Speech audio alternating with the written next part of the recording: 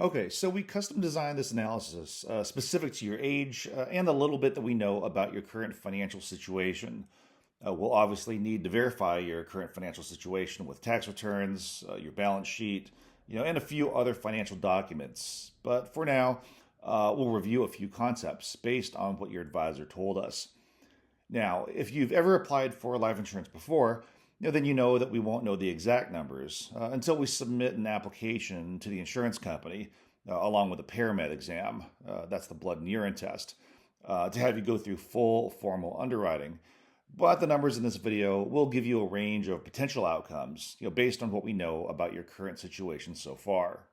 My firm, Landsmark Capital, is a data analytics firm that specializes in the estate planning industry.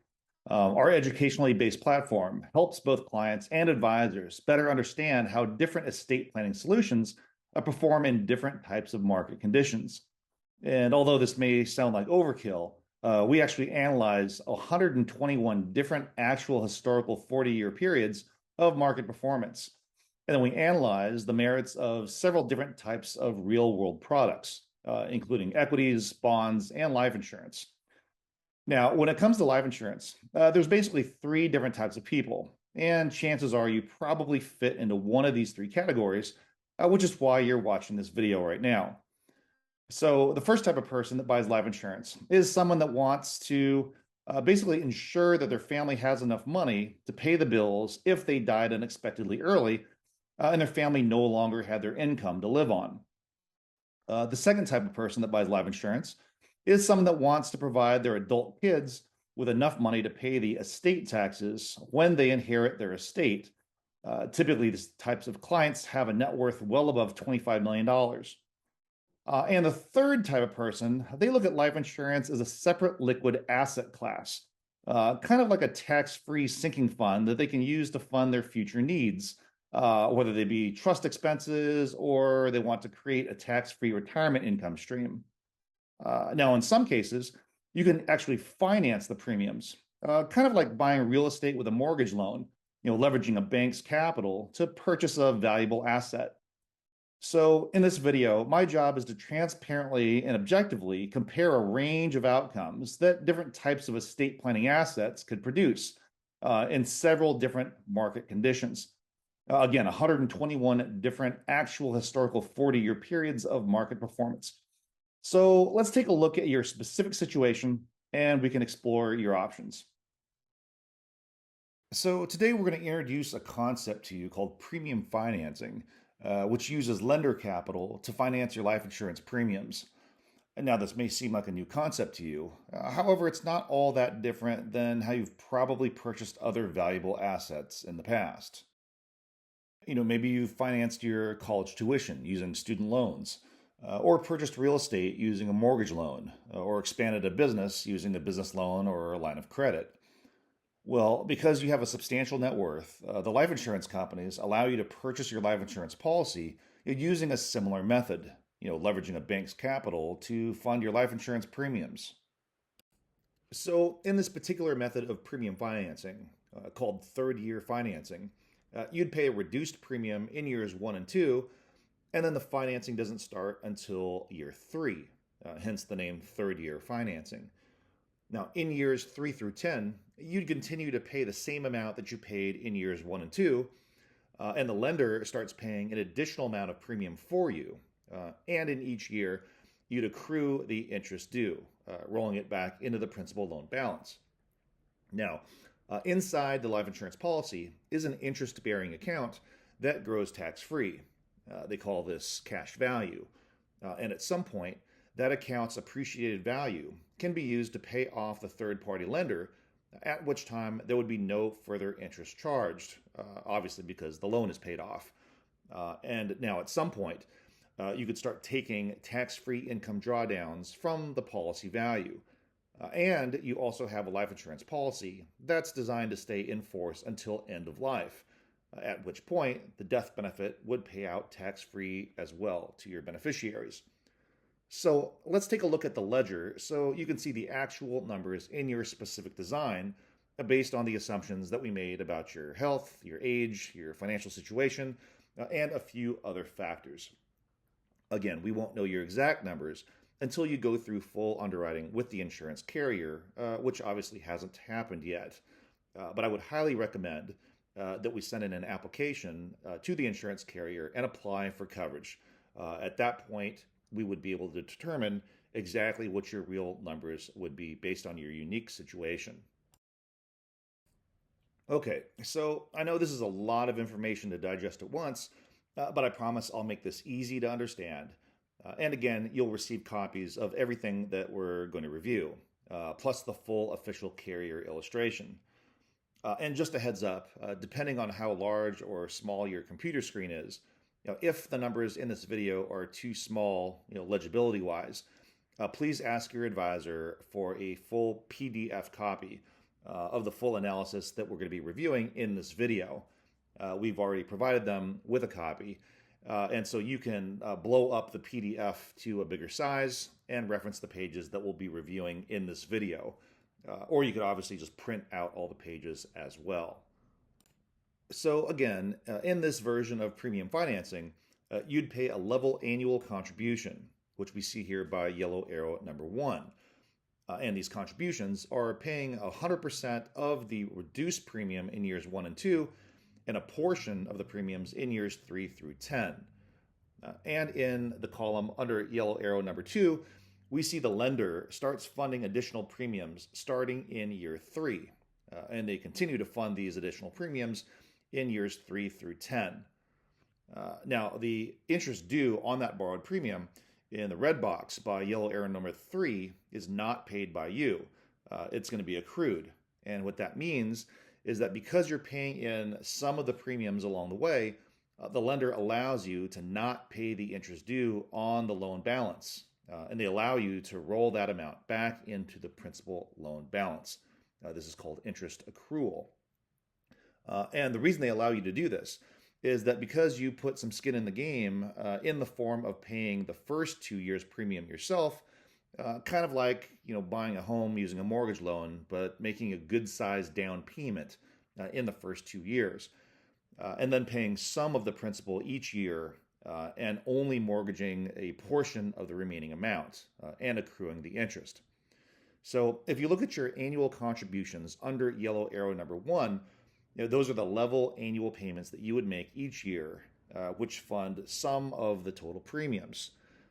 We have the borrowing interest rate resetting, assuming a rate increase each year, but in reality, the newly reset rate could be higher or it could be lower than what we're showing here. This is just a hypothetical depiction, assuming that borrowing rates increase every year into perpetuity, which may or may not happen.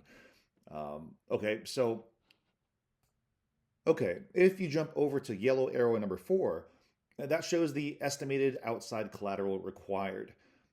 Now, there would never be any collateral you'd have to post in years 1 or 2 because the lender capital doesn't enter the picture until policy year 3. Now, it is possible that you'd have to post some outside collateral after the first 2 years if the policy cash surrender value is less than the loan balance. In the bottom box there, it shows you the type of collateral assumption we're using in this particular depiction. But in theory, you could also use a CD or a letter of credit or a marketable securities account. And in some cases, you could even use real estate equity as collateral. If the collateral is, say, cash or bonds, most lenders will credit 95 to 100% of the value towards the collateral requirement. If you post marketable securities, they'll usually discount the value by 25 to 50%, because if the market crashes and the securities lose 25 to 50% in value, the lender wants to make sure that the remaining collateral still covers the shortfall. And in some cases, you might even be able to use real estate equity as collateral, which we can talk about offline if you like. If the policy value grows to a value greater than the outstanding loan balance, the policy would then become the sole collateral on the loan. And obviously, once the loan is paid off, any outside collateral that you posted would be released back to you. And then yellow arrow number 5 is showing the policy value paying off the third-party lender in year 11. And yellow arrow number 6 shows the tax-free income drawdowns that you could receive, based on certain assumptions regarding certain performance of the interest-bearing account inside your policy. And we'll discuss how this interest-bearing account's crediting method works in just a few minutes. So when it comes to premium financing, we always want to show the logical alternative. And the logical alternative is to just buy a basic non-finance life insurance policy. So let's take a look at this comparison. Okay, so yellow arrow number 1 shows the annual premiums that you would have to pay in a non-finance policy. And yellow arrow number 2 shows the income drawdowns that you could get by paying that annual premium, based on these particular assumptions of index performance. Yellow arrow number 3 shows you the partial premium payments that you would pay in the premium financing design that we just looked at on the previous slide. And yellow arrow number 4 shows the income drawdowns in that premium finance design. So over the course of time, yellow arrow number 5 shows you the difference in total income drawdowns between the non-finance policy versus the financed one. And yellow arrow number 6 shows you the total economic benefit of both designs, which is the total income drawn down plus the remaining cash value at the end of the 40th year. And if you look at the graph on the right-hand side of the screen, the green bars represent the net death benefit in the premium financed arrangement, and the orange bars represent the death benefit in the non-financed version. Now, it's important to note that these policies are designed to last until age 120 or end of life. And this ledger only shows a 40-year window, but that does not necessarily mean that the benefits end after 40 years. And you'll receive a copy of the full carrier illustration that shows these life insurance policies lasting until age 120 or end of life. Okay, regarding the interest-bearing account inside the life insurance policy that I mentioned earlier, by the way, this is the same ledger we initially looked at. These numbers, both the cash value and the death benefit, are based on the assumption that this interest-bearing account produces this static positive credit every year, year after year.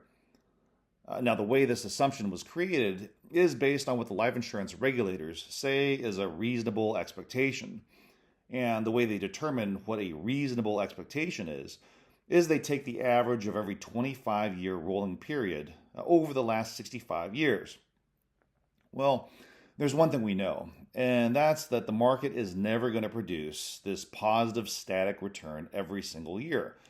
Right? In some years, the market's going to produce a return much higher than this, and in other years, the market's going to produce a return much lower than this.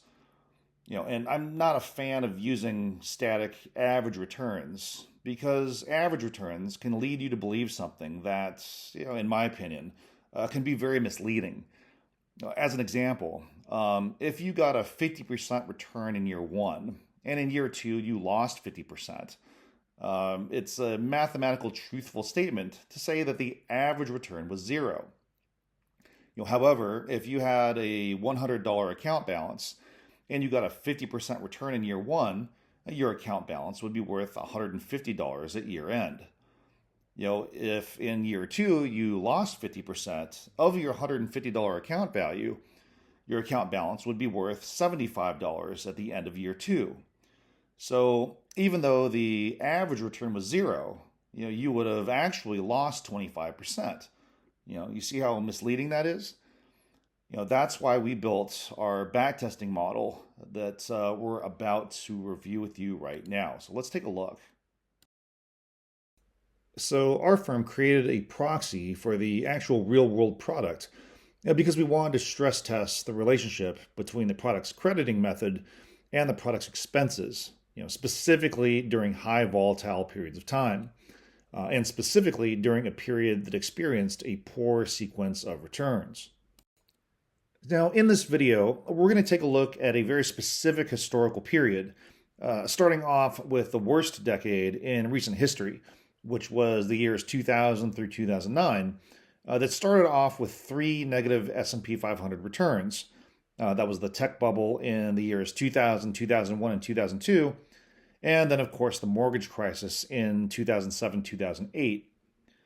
Now, the reason we're going to start off with this sequence is that we want to see how this type of poor performance would have affected the premium financing proposition over time. Then we're going to continue this sequence all the way up until the end of 2021. And we're also going to look at what borrowing rates would have been during these same back-tested years to analyze the symbiotic historical relationship between borrowing rates and crediting rates. Because, one of the biggest mistakes a lot of people make is that they only look at the borrowing rates in isolation, when in reality, what makes a premium financing arrangement work long-term is the potential positive arbitrage between the cost of borrowing versus the cash value gain.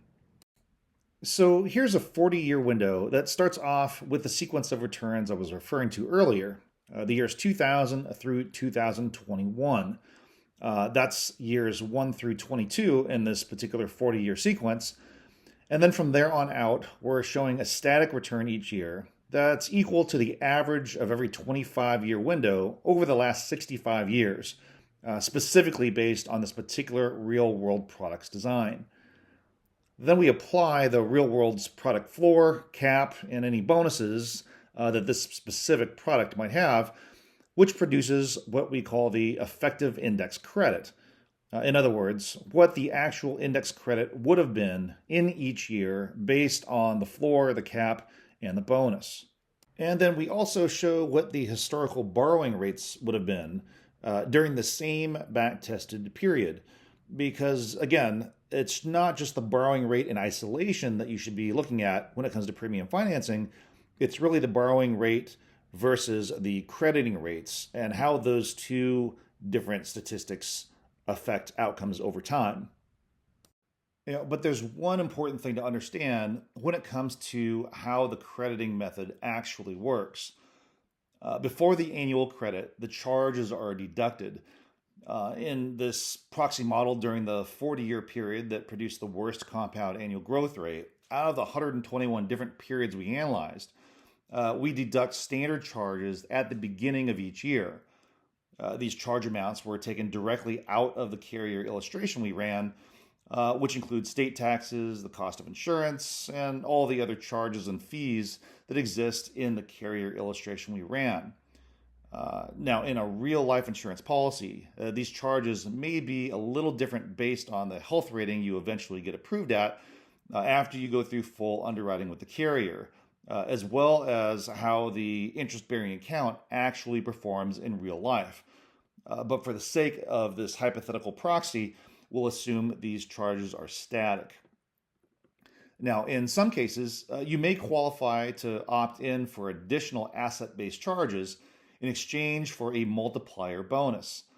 Not all products have this option, so we'll have to discuss this in greater detail before you make any decisions. But here's how this option works. If you select this feature, after the floor and cap have been applied, the annual credit is multiplied by the multiplier factor, creating the effective annual credit, which is a percentage of the gain that your account would receive in that given year. So in a year where you receive a positive return, the multiplier bonus really supercharges that return, giving a much higher effective annual credit. Again, in some products, they have this feature, and some products, they don't have this feature. But the ones that do, you can elect to turn it on or off at the beginning of any given year at policy anniversary. Now, the downside of this feature is that in a year wherein the market produces a negative return and you get a 0% annual credit, for example, 0 multiplied by this multiplier factor is still 0. But you would still incur the additional asset-based charge. So in a year where you get, say, a 0% index credit, that doesn't mean you don't lose any account value, because although you didn't get a negative return, the charges would still decrease your account value in a year wherein you received a 0% annual credit, for example. So the question is, after all the charges, is this still a product worth financing in this arrangement that we've been talking about? Well, let's find out based on your specific numbers that we modeled and analyzed. This summary page shows two different types of hypothetical assets. Now, our backtesting platform literally analyzes 121 different actual historical 40-year periods, and we tag the 40-year period that produced the best compounded annual growth rate, as well as the 40-year period that produced the worst compounded annual growth rate. But just to give you a summary snapshot of what we found regarding your particular situation, in the top section, the bar graphs show the total retirement income drawdown. The line graphs in the bottom sections show the ongoing account balances. Now, on the left side of the screen shows the outcomes during the best 40-year period that we analyzed, and on the right side of the screen shows the worst 40-year period that we analyzed. The green represents the financed option, and the blue line represents the non-financed traditional investment. But remember, this is only a summary video. We highly recommend that you have several in-depth conversations with your trusted advisor to explain each component in greater detail. So in summary, again, this video was just to help you better understand how different crediting methods, fees, taxes, and volatility can affect outcomes in the long run. And hopefully this has given you a more mathematically transparent view of what your options really are. So I'm a 9-time author with several of my books being distributed in 14 different countries, plus the US, obviously. And one of them is called Premium Finance Life Insurance, the Key to Effective Estate Tax Planning. It's available on Amazon, but we're also making the ebook version available to you for free. If you go to leveragedindexarbitrage.com and just scroll down to the bottom of the homepage, it's right here below. You can actually download it for free if you really want to get into the details of everything we just talked about. It's kind of a technical book for math nerds like me, but if you're into that sort of thing, I wanted to make sure that I made it available to you as a resource. Again, I'm going to go ahead and sign off here. And I would highly recommend that we set up a Zoom meeting so we can meet each other virtually face-to-face, and we can find out if Premium Finance Life Insurance is right for you. Look forward to meeting you soon.